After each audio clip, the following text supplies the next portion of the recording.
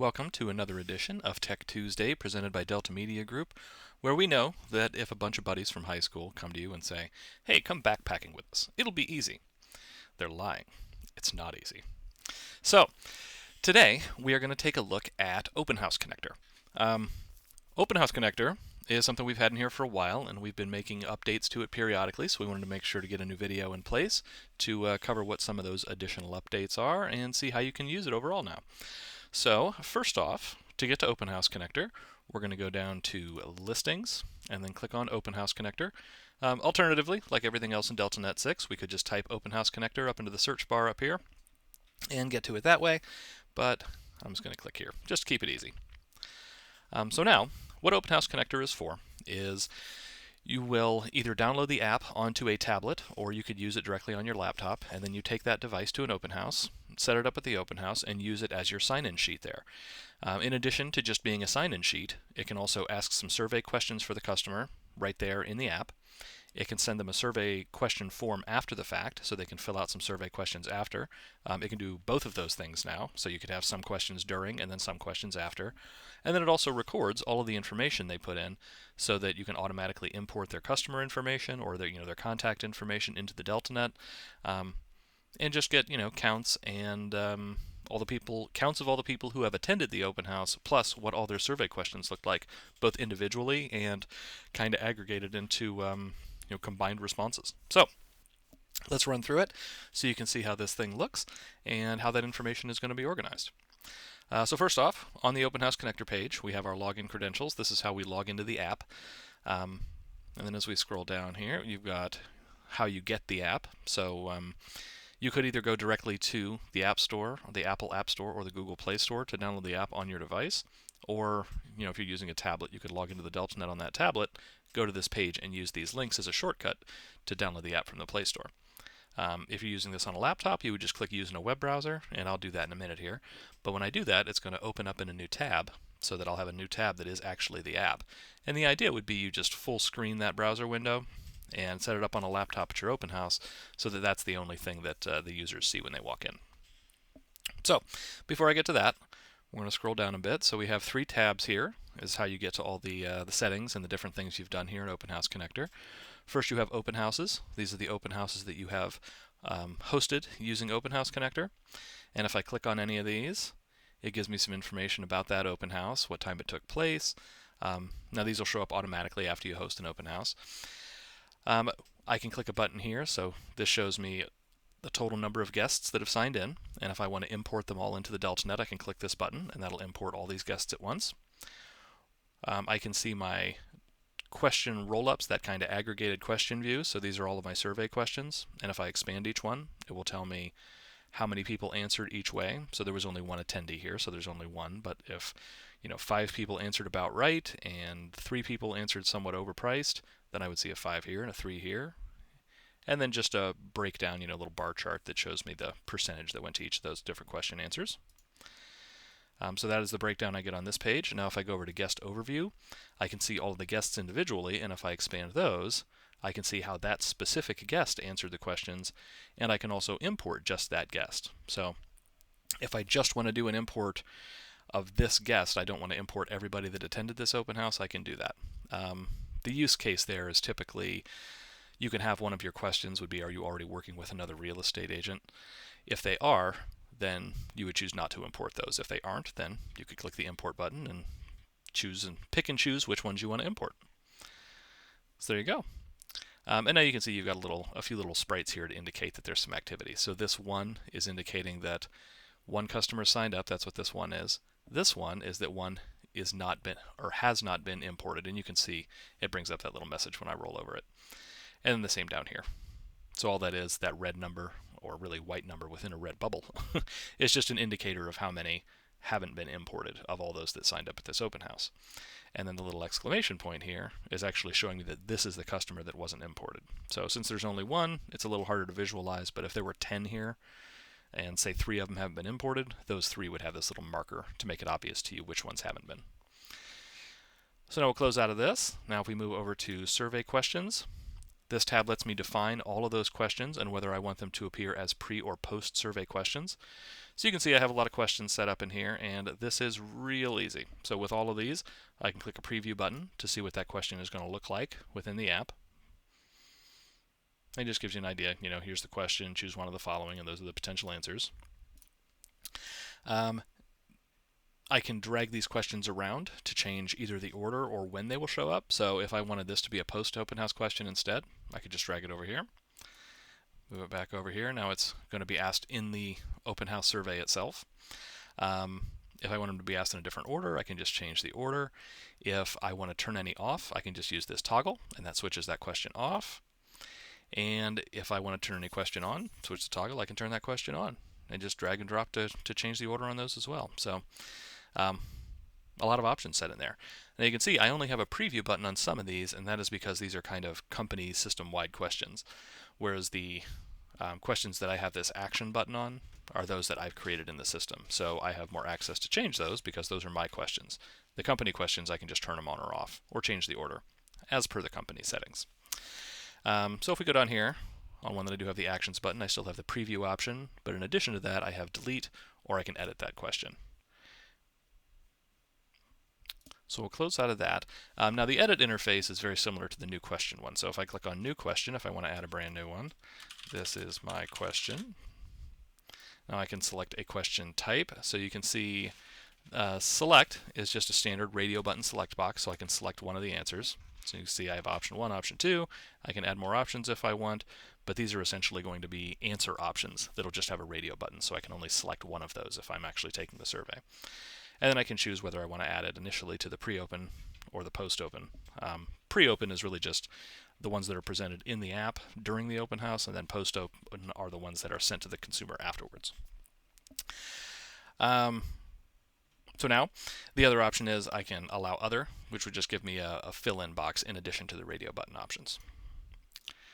And then my next option is multi-select. So this is roughly the same as the other, only in this case there will be checkboxes next to these so the customer can select multiple options instead of just one.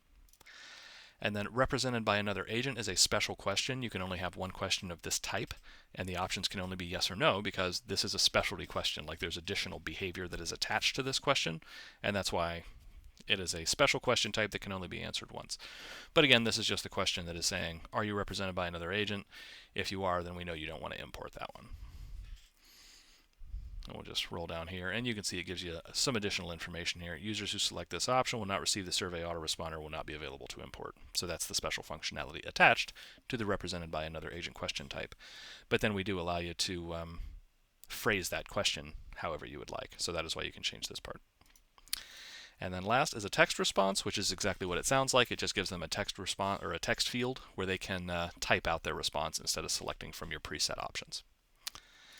So there we go. So if I had filled in any of those and saved it, it would have just added them to the list here, and then I could drag them into whichever order I want. It'll start in the open house survey or post open house survey based on what I select, but even then I can still just drag them back and forth if I want to move them. Oh, there we go. And you can see it saves automatically, so there's no additional save button here either. All right, so on to settings.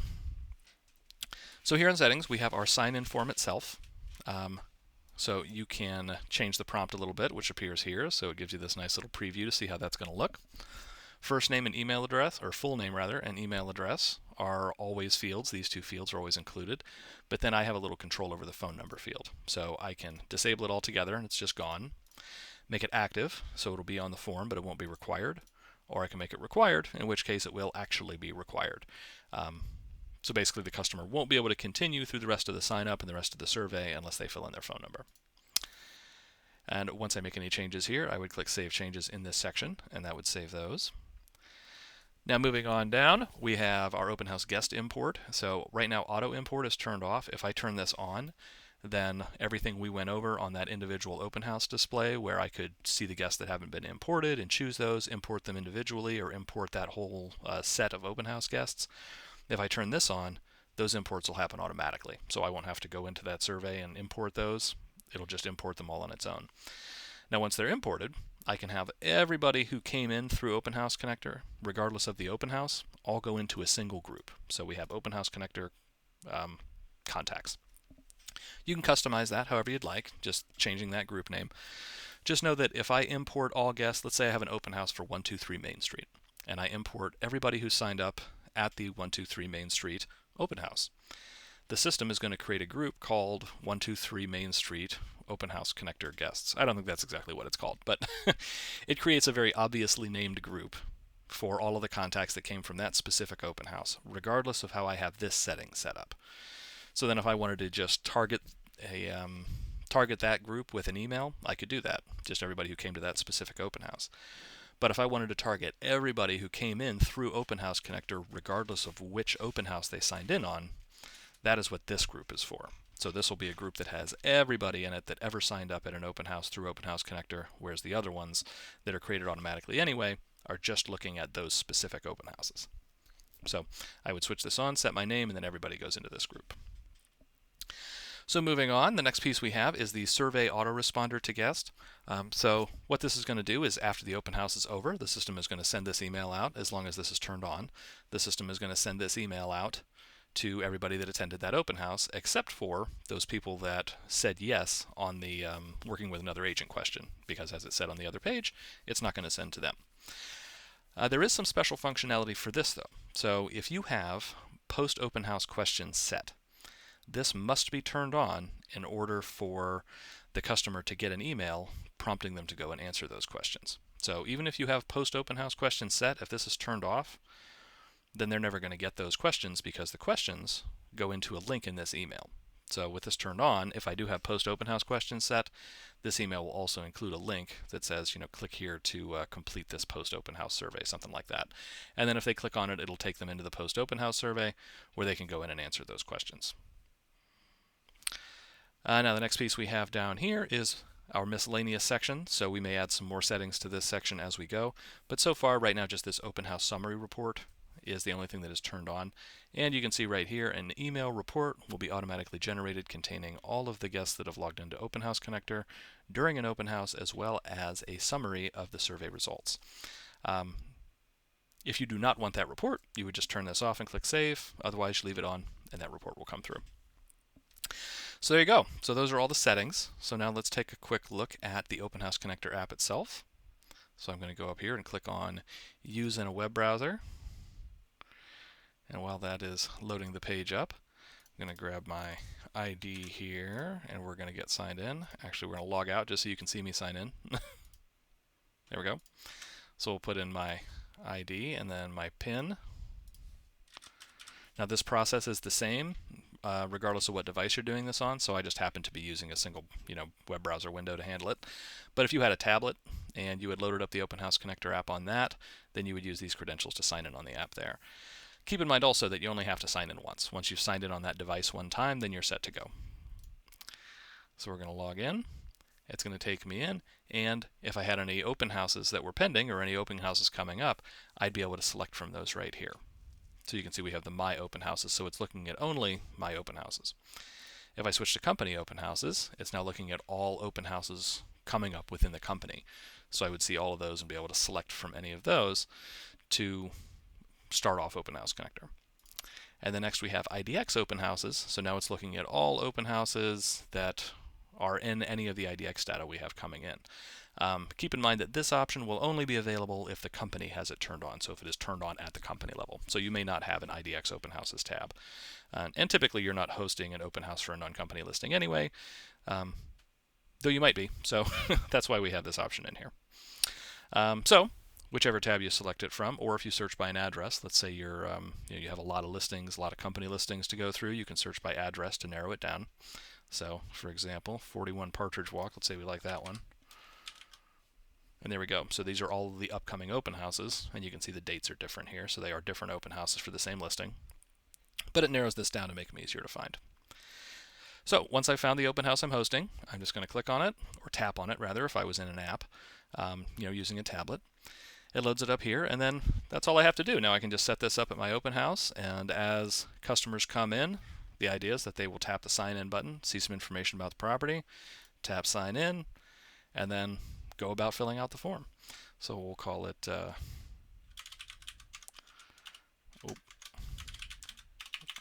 can't type today at all. We're getting there. So the idea is that the customer would come in, enter their contact information. There we go. Making typing look hard today.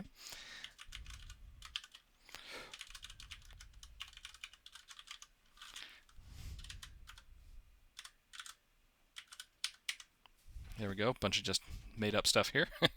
But they'll probably give you valid information, but this is their process. So the customer would come in, tap sign in, fill in their contact information based on your settings for what it should show here. Click next, and that takes them through the survey questions. So let's say this is a excellent home. We'll consider purchasing this property, and we think that it's priced about right. And there we go. So now it fills it out, throws your branding here at the end, and then they just tap on done, and then they're all done. And now the next customer can come in and sign in. So that is the customer side portion of it. Now, once this open house is over, that customer is going to get an email, or rather that email address is going to get an email that has a link to the post-open house questions as well. Unless, of course, you have that email turned off or you don't have any post-open house questions selected. If you have the email on but don't have any post-open house questions set, they'll still get the email. It just won't have a link to a survey because there won't be a survey for post-open house. Now, the other things you can do with the app is you can see here how many people that have signed in. So just really easily, you can go up here and see that. Or you can pick up your tablet or your device and you can go to the admin button. And we have a few additional options here. So once the open house is over, you're going to tap on admin and end the open house. If you want to give us any feedback about the app, you have the option here. You could tap on provide feedback and do that. And then you can also tap on log out if you actually do want to log out of this app completely. So if you're using like a shared device and you didn't want to stay logged in. Otherwise, it'll keep you logged into the app indefinitely so you don't have to use those login credentials each time. Now the other piece we have here is admin dashboard, and if I tap on that, it's going to have me put in my PIN again. I might have forgotten it. Nope, that must have been right. So now we have our admin dashboard for Open House Connector. So from here, I can also, I can still end the open house from here. I can also return to the survey. But the main point of this page is it allows me to quickly and easily see everybody who has signed up while I'm still at the open house. This way I can just pick up the app and I can take a look to see everyone who's signed up. And if I tap on them, it gives me the information about how they chose about signing up. And then if I don't have auto import turned on, I can also flag this person to be imported right at this point. Now I say flag them to be imported, and I consider that important with this because flagging them to be imported means that the next time this app has connection to the internet, they'll be imported. So what that means is you can be using this offline. So if you're using, say an iPad at an open house and you don't have their Wi-Fi password or there is no Wi-Fi at that house and it doesn't have a cellular connection, you're not going to have a data connection, but you can still use this app, and then by flagging them to be imported, the next time your tablet has an internet connection, it's going to go ahead and do all that importing and uploading. So that is definitely a very cool aspect of this app. And then the other thing you can do here is you can filter your guests down by name. So if you have had, say 20 guests at an open house and you don't want to look through the whole list, you can filter down to the specific person by just typing their name in here. So there you have it. That is Open House Connector. I'll go ahead and end my open house. So there we go, and it takes me back to the selection page where the idea would be if I'm hosting more than one open house in a day, something like that, I can finish up my first one, close it out, and then go to my next open house, and I'll be right here on the correct page already, or I'll just select the new one and start the new one.